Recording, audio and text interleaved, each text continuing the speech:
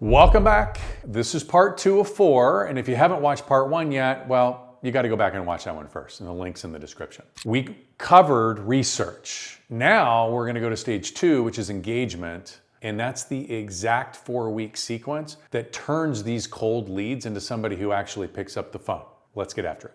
How about social media? How many of you are digging into their social media and seeing what's going on in their life? You know, we're in graduation season right now. Was there a recent graduation? Of course, they graduate from everything. Graduate from kindergarten, they graduate from 5th grade, they graduate from middle school, they graduate from junior high school, they graduate from high school. So there's plenty of graduations as an example. You know, maybe they just went on a trip. Maybe they just had some kind of an accolade. What's going on in their world from a social media perspective? And I, of course, would look at Facebook and LinkedIn would be my primaries, by the way, on that. Instagram, sort of, right? But you know, it's more photo generated. Facebook and LinkedIn are going to give me both family and business. And then the third one I want to share with you today is Manus. Manus is an AI platform. It's not too dissimilar than, a Chat, GPT, or Claude. But we just did this recently with Quinn. Quinn, my son, has a desire to work in sort of the supercar space. And he's 18 years old. He just graduated from high school. So he's not at a place where he can do that just quite yet. But what he wanted to do was go and use his prowess with video and his social media, where he's getting hundreds of thousands, maybe even over 1 million views on one of his videos, supercars. And so what we did is we had him use Manus to identify who the owner and manager of a particular car dealer that specialized in high-end luxury vehicles was. And he ran this prompt. Who are they? What do they stand for? What are their interests? How long have they been in the business? What are their core values? What are some of the things that they're struggling with in their business? And how would I give them a pitch for, and he filled in that blank. In doing so, number one, the information is crazy. In fact, if you have Manus on your phone right now, do me a favor, pull up your phone, grab Manus, and let's do this on you. Let's pretend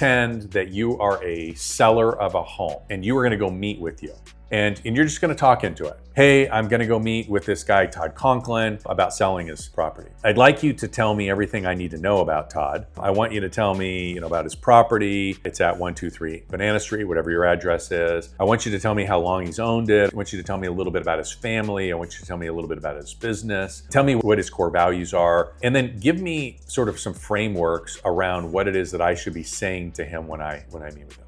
Here's what's completely and totally wild. When you see that information, and you'll get it and it'll blow your mind because it's going to know so much about you. That's exactly the framework. Now, when you walk into an appointment now and you go, hey, Todd, I see that you are in the real estate business. I see that you're a coach and a trainer. I see that you operate in multiple states. That's really cool. Hey, this is what I have to offer. It'll also tell you how to speak to me, for example. Like, it knows so much about this that it's like, hey, if you're going to go talk to Todd, you want to make sure that you stick within these 4 pillars, because he talks a lot about his faith. He talks a lot about his family, his fitness, and his finance. It goes into that granular of detail, but your research is critical. Now, look, you might look at that and go, well, shoot, that's a lot of work, man. And you're right. It is a lot of work. In fact, I think that you probably should be spending about an hour on the research in advance of you going and having an appointment with somebody. You might need to spend that hour in advance of even making the phone call to that person. But if you've got a hit list, if you got 20, 30, 50 clients, prospects that you're like, look, these are hot, they're in that top 2 layers of the pyramid, then would you agree that they probably are worth spending the hour? I mean, I don't know what your hourly rate is, but I do know what your average commission is.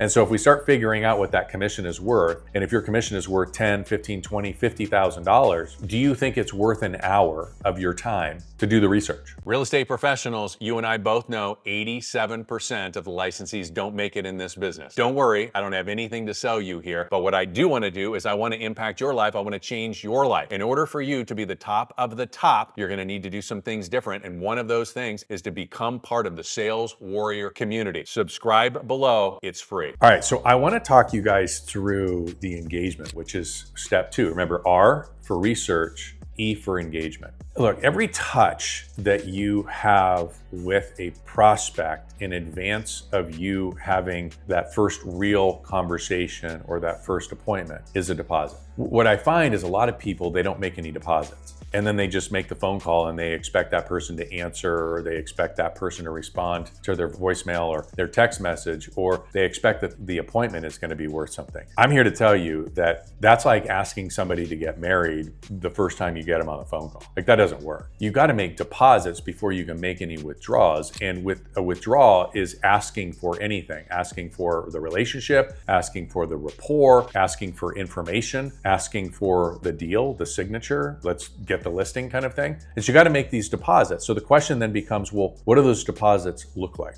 I'm going to give you a 4-week sequence so that this is a shorter period of time. But if you'll focus just on these 4 weeks, we can just use your hit list for this if we wanted to have a smaller group, but you can make this much larger and you can have it on repeat so that those people that were lower down in the pyramid were still getting something from you of value. And so when they were ready to elevate to the next tier of the pyramid, they're elevating with you. Because again, everybody else is just focused on that 4 to 6%. But if you're marketing to the entire pyramid, well, now you're building relationship and engagement with people that are being forgotten, ignored by all of the other real estate agents. So week 1 then is text. This is where it's just a very low pressure text that's just opening the door. By the way, this is all in the blueprint, the playbook that we provide with Reggie. Don't stress if you don't have all of this stuff. I got more for you. There's no ask here. This is just an introduction. Hey, saw that you brought that listing on. If you're a leader, if this is part of your hit list, it may be something that you saw in their social media feed or something that you saw in the news, that kind of thing. Then you go into week 2, which is shareable content. It's relevant content. It's something that positions you as the trusted source. What could that be? Well, if it was somebody, for example, in a particular neighborhood, if you knew, because you've done your research, you know everything about them, you might say, hey, I just noticed that 3 properties came on the market in your area. Obviously, that's going to have an impact on the value of your home. I just wanted you to be aware. Boom.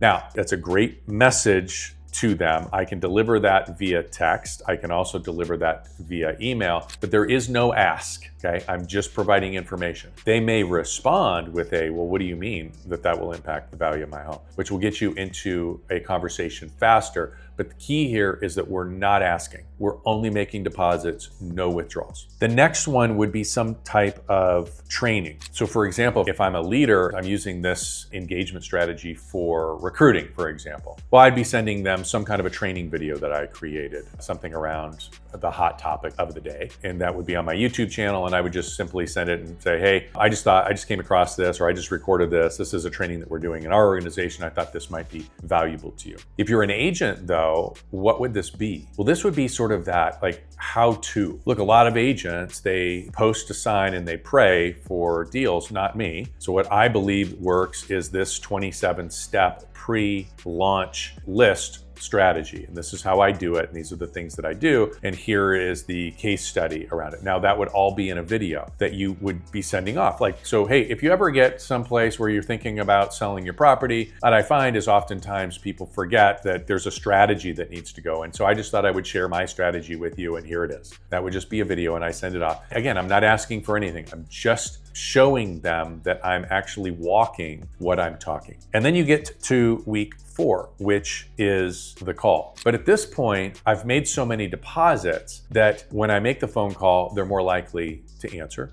If they don't answer and I leave a voicemail, they're more likely to respond to my voicemail. And when I do speak to them, they're much more likely to actually schedule an appointment with me, which are all critical things to the conversion process, not the lead gen process, the conversion process. Does this all make sense? Because I can't get to convert until I have crossed out all of these deposits. Have you ever had one of those situations where, like, maybe it happened to you, where somebody was like, oh my God, yeah, I know you. And you're like, this person does not know me. Or you felt like you knew somebody, whether it was somebody that was on TV or you heard their voice on the radio all the time, or maybe they were in your feed all the time, people that were friends, 20, 30 years ago that somehow or another we got reconnected on Facebook or some crazy thing. And I feel like I still know them. That's the kind of thing we're talking about, right? Where you are intentionally providing something of value without an ask, but at the same time, you are in their feed, if you will. You're in their phone, in their text, in their email, the Authority Pipeline engine, obviously it handles the in social media.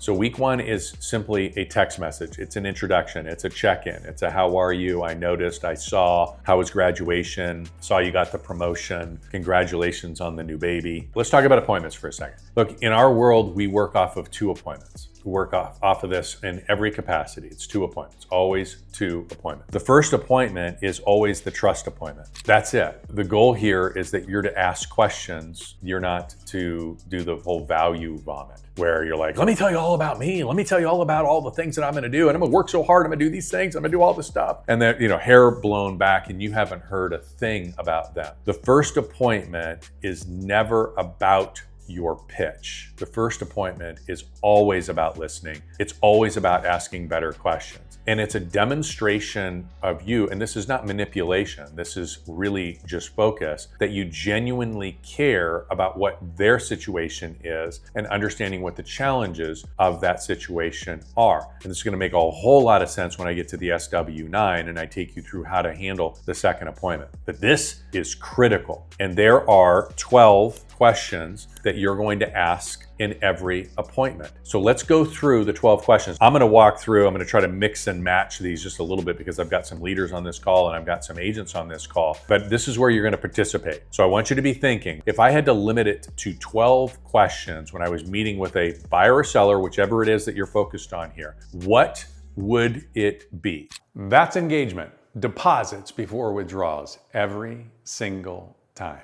Skip this step and you're asking somebody to marry you on the first phone call. In part 3, I'm gonna move into appointments. That's the SW9, the 9 moves that take you from commanding the room to a strategy so strong that the close feels automatic. The link's right there.